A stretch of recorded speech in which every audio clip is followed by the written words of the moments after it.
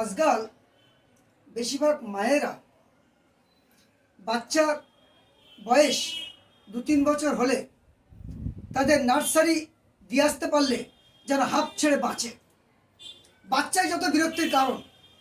বাচ্চাকে স্কুলে দিয়ে আসার পর তবেই যেন মা স্বাধীন হয়, বাড়ির কাজ করে, বন্ধুবান্ধব আত্মীয়স্বজনকে ফোন করে বা ফেসবুক করতে পারে। যত সমস্যার কারণ যে বাচ্চাই, তাই তাড়াতাড়ি স্কুলে দিয়ে আসতে পারলে বাঁচে। কিন্তু আমি একজন বিস্ময়কর মায়ের কথা বলবো, যিনি তার বাচ্চাকে নিজের কাছে রেখে পৃথিবীর বিখ্যাত করে তুলেছিলেন। আপনারা জানেন থমাস এডিসন, যিনি ইলেকট্রিক বাল্ব আবিষ্কার করে পৃথিবী থেকে অন্ধকার দূর করে দিয়েছিলেন। সে যখন ছোট ছিল মা তাকে নার্সারিতে ভর্তি করে দেয়, কিন্তু তার মধ্যে এত ইনকুইজিটিভ ছিল, অর্থাৎ তার জানার আগ্রহ, এত প্রশ্ন করতো। স্কুলে মাস্টার ফেড আপ হয়ে যেত। যদি মাস্টার তাকে বলতো বলো অ, সে বলতো অর আগে কি বলতে হবে, এইরকম। তার এই কিউরিয়াসিটি, তার এই যে থার্স্ট ফর নলেজ, জানার আগ্রহ বা কোশ্চেনিং, প্রশ্ন করা, মাস্টারকে ফেড আপ করে দিত।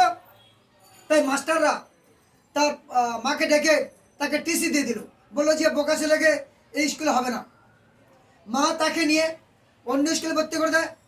কিন্তু তার এই জন্মগত এই ইনকুইজিটিভ, অর্থাৎ প্রশ্ন করা, তার এই কিউরিয়াসিটি, সেখানেও মাস্টারদের ফেড আপ করে দিল।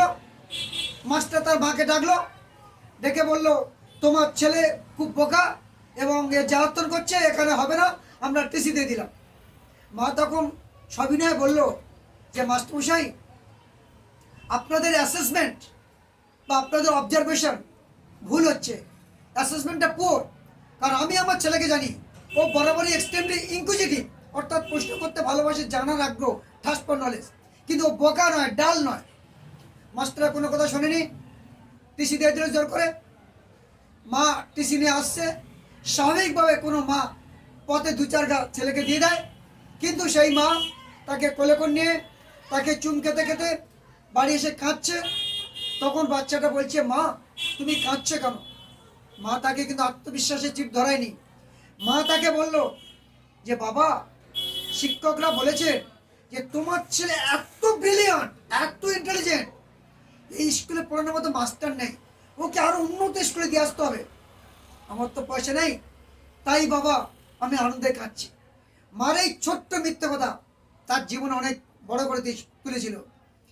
তো আপনারা জানছেন যে একটু তারপরে ইতিহাস, তিনি হয়ে গেলেন পৃথিবীর শ্রেষ্ঠ বিজ্ঞানী।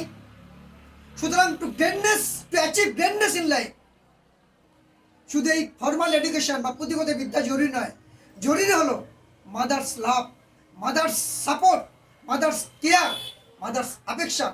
মায়ের এই ভালোবাসা, মায়ের স্নেহ, মায়ের যত্ন একটা শিশুকে মহান করে তোলে।